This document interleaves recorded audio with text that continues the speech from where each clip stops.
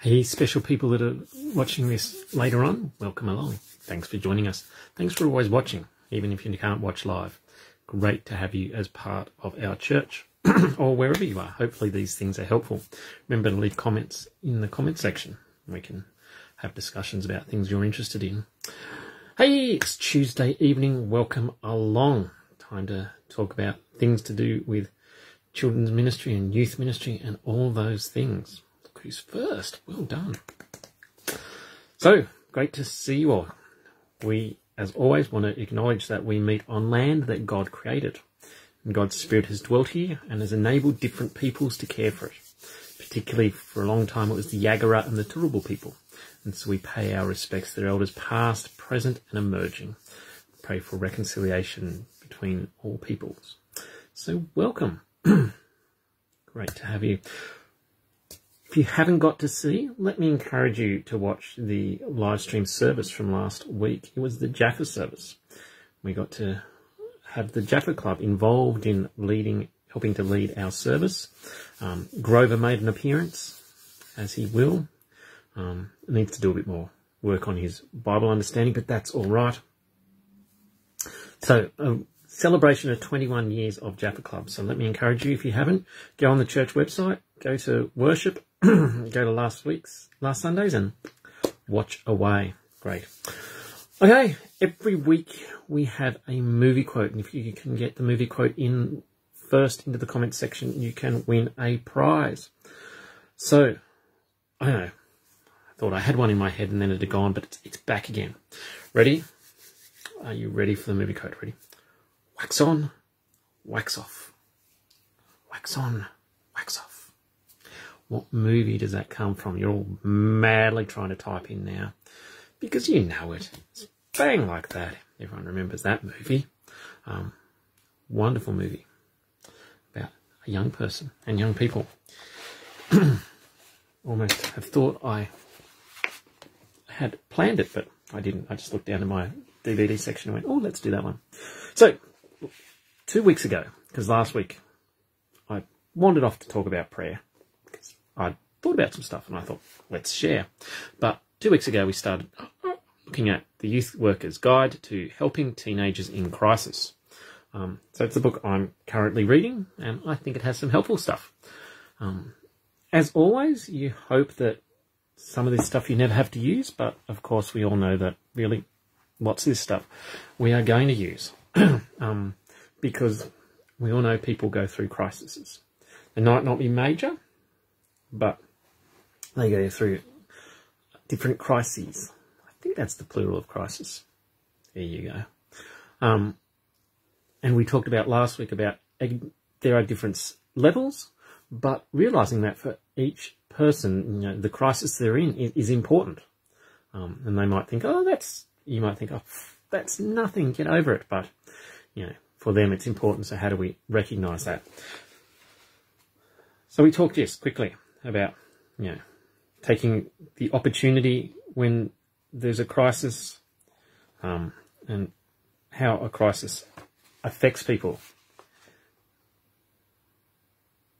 Kylie's wondering, is it just my internet making him stutter badly? I've become a porky pig.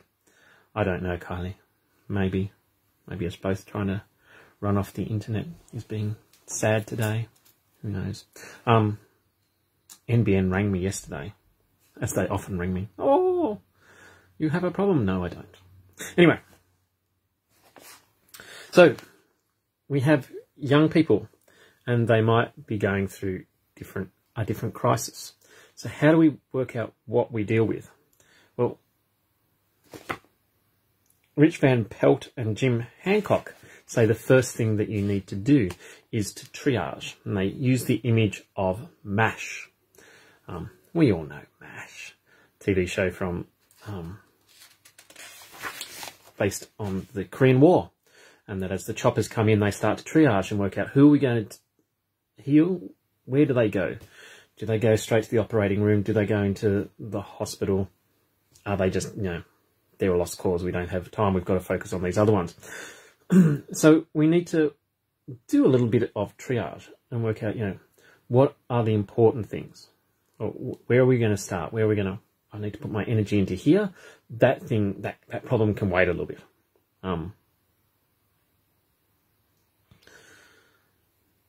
And so we need to learn, oh, here comes this problem. Just trying to remind myself, it's a few weeks since I read this chapter, so I might be a bit slow. I might stutter, as Kylie's complaining. No one's got wax on, wax off yet. Very concerning. Anyway, Rich Van Pelt tells this story. I spend a lot of time on airplanes. I have to admit I've always admired those travellers who maximise the opportunity of being seated next to a stranger for evangelistic purposes. But if I'm honest, I also have to admit I'm the kind of traveller who prays the seat next to me will be empty. By the time I get on a plane, I'm genuinely so exhausted, I'm just looking forward to a nap. The last thing I want to do is start a conversation with someone I'll probably never see again. That's what makes it notable, that I even noticed the woman seated next to me give her indication that things were not well with her soul, or any other part of her. So I was going against type when I asked, "Are you okay?" Skipping any pretense of small talk, the woman told me her daughter had just made a serious suicide attempt at school, and she was travelling to be with her in the hospital. Part of what made the ordeal so painful was that the dear woman had been totally unaware of how unbearable life was for her daughter. She said it was different when the children were younger and easier to read. There wasn't much the kids got away with, and when they demanded to know how she caught them, she always answered, "A little birdie told me." Oh, that's right. Once, after a day making Christmas candy and cookies, she sent the kids to get ready for bed while she finished cleaning up the dishes. The kids didn't know that a mirror in the kitchen provided an unobstructed view into the dining room where the homemade goodies were stored, and the family parakeet lived. She watched with amusement as the 7-year-old tiptoed into the dining room, draped his blanket over the parakeet's cage, and summoned his little sisters to join him for the score. The children filled their pockets until they were satisfied they had enough loot to get through the night. The girls headed for the bedroom, while the brother lingered just long enough to take the blanket off the bird's cage. Picture their shock when moments later their mum called them out and demanded they turn over the loot. When the sisters turned to give their brother the stink eye, he threw up his hands in the air and shouted, "I swear I covered the bird."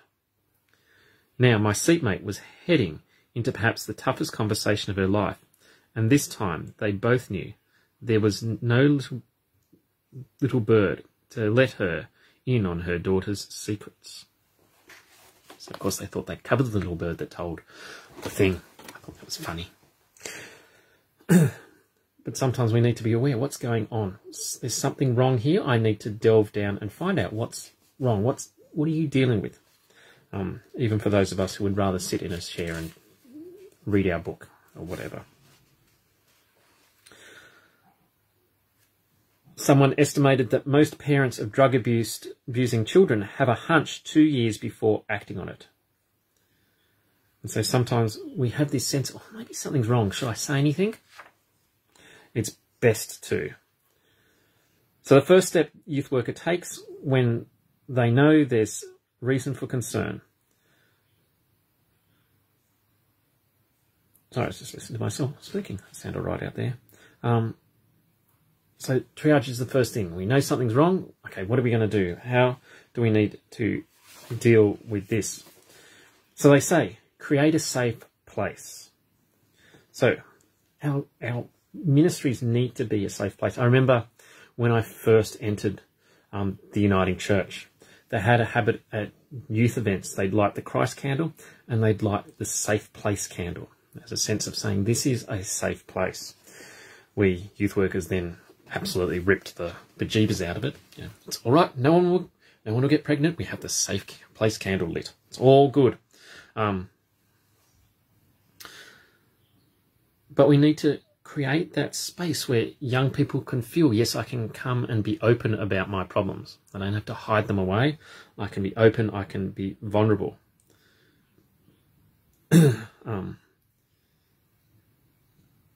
they tell a story of a young person calling up and saying, hey, I need to talk with you. Can I meet you? I don't want to do it over the phone. Can I meet after school? In that sense of, hang on, is that all right? Yes, no, school's fine. So you find out, you need to talk to me. Do I need to do it now? No, it can wait. Okay. And then they have a conversation that, their boyfriend their girlfriend is going to have a baby. And so, okay, what do we do? He says, your immediate reaction is anger, but you conceal it. You've warned John about his evangelistic dating. His mother is one of your volunteers. This will break her heart. Calm down, you think. Ask a question. You can kill John later. Tell me about it, you say calmly. So instead of the knee-jerk reaction, oh, what have you done that for? What's this? Tell me about it. Allow this safe place where they can talk into their issue and their problem.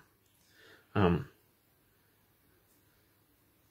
people like John, Sarah, requires to create a safe place by getting the facts. So, tell me about it. What's happening? Now, remembering your safe ministry with children training. If you haven't done it in 2 years, come along on Saturday. If we have a disclosure of some sort of abuse, we're not there trying to drill down and investigate. But you can ask a question or two, find out some facts. What's going on? How is that making you feel? Take time to listen to their story. So you're not there trying to solve it. You're going, tell me, how's this affecting you? What's going on for you? Just hearing their story. Building trust. Allowing for the expression of feelings. So again, those questions. How does that make you feel? We used to, at college, you could tell when people were doing pastoral care type stuff, because you'd start joking up. People would say something, how did that make you feel? That was the pastoral care thing. How does it make you feel? But that's important. Young person is telling you about something. How does that make you feel? So I was talking with someone on the weekend whose dog had been put down, and so how do you feel? How did you feel in that situation when the dog was being put down? What was going on for you? Find out express those feelings. You're assessing the level of immediate risk. So you might not audibly be saying, are you at risk? But listening to their story, getting some facts, working out, is there immediate risk? If it's abuse type stuff, your father's been hitting you. I've been being hit. Oh, who by? My father. Is your father picking you up from youth group tonight? Yes. Immediate risk. Need to do something. So that questioning the appropriateness of your involvement. So, am I the right person to be doing this? Do I need to get someone else in? If a female was disclosing stuff to me, it'd be like, okay, do I need to get Kylie or another female, Viv, someone to be dealing with this? Am I the right person to be doing this? So we need to create that safe place. Going into detail into those things, they talk about getting the facts. So you can't respond in a vacuum, but it will probably... Oh, you can respond in a vacuum, but it will probably just suck. So gather the basic info to make initial decisions about how you proceed. This means asking for facts, of course, but also means seeking to understand each person's perceptions about the facts. So how do you feel about that? What's going on? We all look at things differently. What's going on? If you're dealing with a situation between two people, hear both sides of the story. An important question they suggest is ask, what do you think they would say? So someone has done this to you. Okay, what do you think they would say about it? My friend ignored me in the hall. What do you think your friend might say about that situation? Can get them to think. But of course it remains at a level of speculation.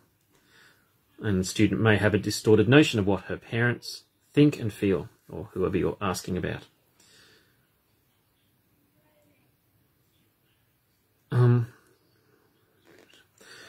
Secondly, so finding those facts, just drilling down a bit. Not complete interrogation, but let me get some more facts.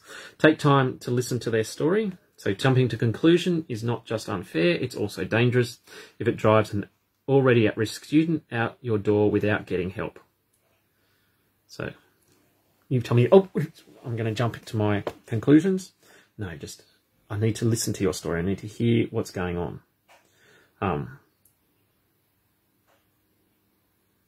You can have a pad and ask the student, is it all right if I jot some stuff down? Just to keep it in my mind. And some prompts to get the ball rolling. So tell me what you'd like to talk about. A young person goes, I need to talk to you. Well, what would you like to talk about? Tell me where your story begins. Who else is involved in this story? How are they involved? How have you managed to cope until now? Who is supporting you through this? If you were your friends, would you be worried about you? Say more about that. Have you considered hurting yourself or someone else? Are you under the care of a doctor or counsellor? When was your last visit? How helpful is that?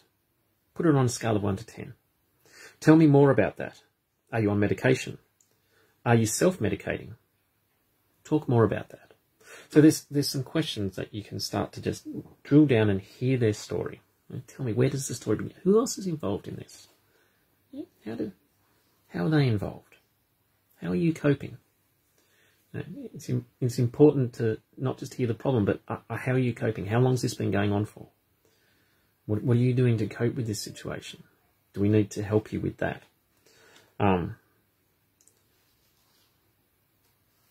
course, a young person might test the waters to see if you're really interested and able to help. The test could come in the form of a presenting problem that has little to do with the core issue. Though in fairness, the student may not have identified the core issue yet. So they might go, oh, this is the problem. And you drill down and you go, that's not actually your issue. And they might know that or they may not know that. It's like, hey, your issue actually is. And we often do that. Yeah. Look at anything. People will complain about X, Y, and Z, and the problem is often, oh, it's Y. It's something else. Yeah. I started at Belmont and Newcastle in October. In January the next year, we tried some changes in youth group. We got back, oh, we don't like grace before dinner. We don't like this. What was the presiding issue? Well, things had changed. It wasn't we don't like this, we don't like that. It was just things had changed and we weren't comfortable with the change. So you have to sometimes just drill down, work out what's really going on. So you're hearing their story. Then building trust. This is a wonderful story. Perhaps you've heard the story about the soldier who, before returning home from combat, called his family to see if he could bring a friend home for an extended visit. Their initial reaction was positive until he provided more detail. My friend was hit by a grenade that blew off one of his arms. Although hesitant, the soldier's mum still encouraged him to bring his buddy home. You should also know that he lost one of his legs in the attack. There was a long pause on the line, but still encouraged to bring his friend home. I think you should also know that he's pretty disfigured because shrapnel tore up the left side of his face. Well, you know, his mum replied, maybe it really would be better if you just came alone for a while. And then when things stabilise, we can talk about your friend coming to visit for a bit. His mum heard a click on the other end of the line. A few weeks later, the soldier's family received notification that their son's body had been found, the victim of an apparent suicide. Confused and wanting to be certain it was really their son, the soldier's father asked how positive identification was determined. The officer said, since the body had no ID, they used dental records. Why? Replied the father. Couldn't you have just used a photo from his file? The officer's response was devastating. Unfortunately, sir, your son sustained severe injuries in combat. He lost his right arm, took shrapnel in the face and lost his left leg. His face was so disfigured that a photo would have been very little help. The soldier wasn't asking if he could bring a friend home. He wanted to know how he would be received when he came home. And so sometimes teenagers, we know the old joke, you know. I've got a friend who, it's you, isn't it? Young people will do that. I've got a friend. How do we build trust? Let's work through this issue for this friend, as if it's a friend. And then when you see I'm going to accept that friend, you might go, hey, actually, that's me. And if they come talking about a friend, don't go, oh, that friend's bad. Don't hang out with that friend. That's terrible, because the friend might be them. So we don't assume that if they're talking about a friend that it's them, but we also don't assume that if they're talking about a friend that it's necessarily a friend and we can just push them away. That's about building trust. They're testing the waters. How will you react on this situation if it's someone else? And if that's good, then I'll let you know that it's me. If not, I'm out of here, sort of thing.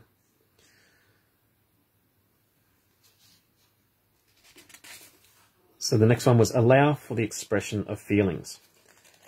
So young teenagers, especially boys, have difficulty articulating their feelings. Males in general, I think we could say that, couldn't we?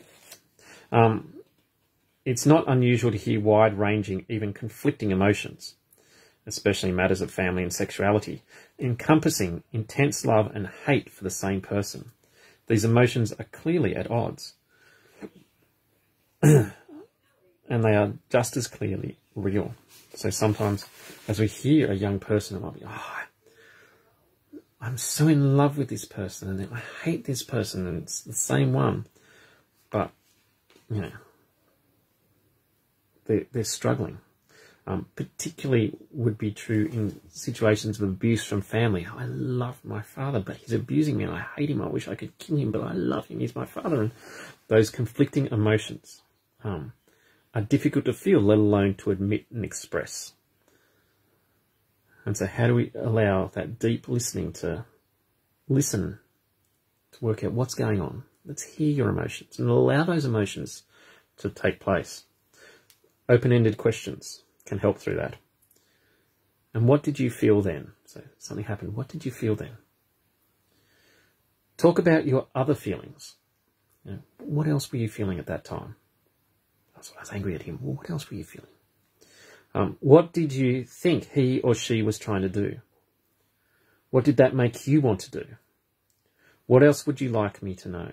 So drawing into what are those feelings? What are the things that were going on for you when you were in this crisis, or as you're in this crisis? What are you feeling?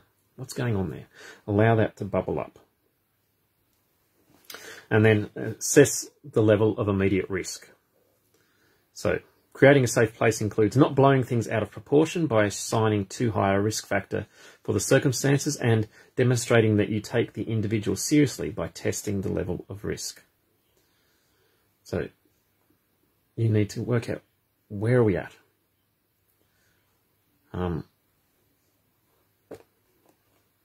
They use the example, you've just spent an hour listening to Jeff's confession. He was caught cheating on a midterm in the last semester of his senior year. He's mortified. He's already been accepted at a major university, but failure to pass this subject would mean not walking with his class at graduation. Once the news of his cheating spreads, he also faces the loss of a scholarship from his grandfather's fraternal organisation. Embarrassment turns to shame, followed by tears. Jeff murmurs that he might be better off dead. At least then he wouldn't dishonour his family. You've never seen him so despondent, and you fear he might actually be suicidal. By passing the incongruity in his suicidal proposition, you say, you know, Jeff, if I were in your situation and felt as badly as you feel right now, I think I might at least consider killing myself. Is that something you've been toying with? By initiating the question, you communicate two important things to Jeff. One, you acknowledge how bad he feels, and two, you're not afraid to talk about it with him. So sometimes you might hear people go, don't ask someone if they're suicidal. It might give them the idea. The opposite is true. If you suspect someone's suicidal, have you thought about it? And we'll get into further in another week how you then react to that, and some other questions you might ask. You know, do you know when? Do you know how? Oh, no, we don't. We get into it now. I read it recently. And so if you suspect someone is a suicide risk, SLAP. SLAP is the acronym. So S, specific details. Is there a plan? How well have they thought through the plan? Have they determined a time, a place, and a method? And on a scale of 1 to 10, where 1 is I would never kill myself and 10 is as soon as possible, so I have an opportunity, I'll do it. Where would they place themselves? So, do they have a plan? Have you thought about how you would do it? Are you feeling like you want to kill yourself? Have you thought about how you would do that? L, lethality of the method. So, you've thought about this. What sort of method are you going to do? Does the method indicate a clear desire to die? Guns and jumping are more frequently lethal than pills, for example. So I'm going to get the gun and shoot myself. I'm going to jump off the bridge onto the busy highway. This is lethal. Could this be a cry for help? So, not in a sense of, I don't take this seriously, but I take this seriously. This is a cry for help. Someone's actually saying, I'm thinking about killing myself. They're trying to get someone to come in and support them through that so that they don't. They're going, does this person care enough to stop me? So we work out, do they have a plan? How lethal is the method they're going to use? A, availability of the method. So if it's, I'm going to take a gun and shoot myself, and the family doesn't have a gun, might not be so critical. The family does have a gun. Going to go home and take some pills. What pills? Are they at home? Okay, this is a problem. This is serious.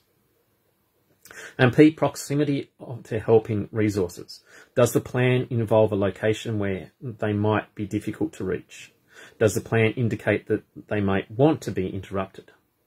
So it might be, I'm going to do this, but I hope someone will stop me. I hope someone will stop me. Can he name someone who'd want to stop him if he tried to kill himself? And a person who has difficulty naming such a person is at high risk. He may be wrong in his assessment, but if he believes it's true, he may act as if it were true. If he identifies someone he believes would intervene, that tells you whom to involve in a suicide watch.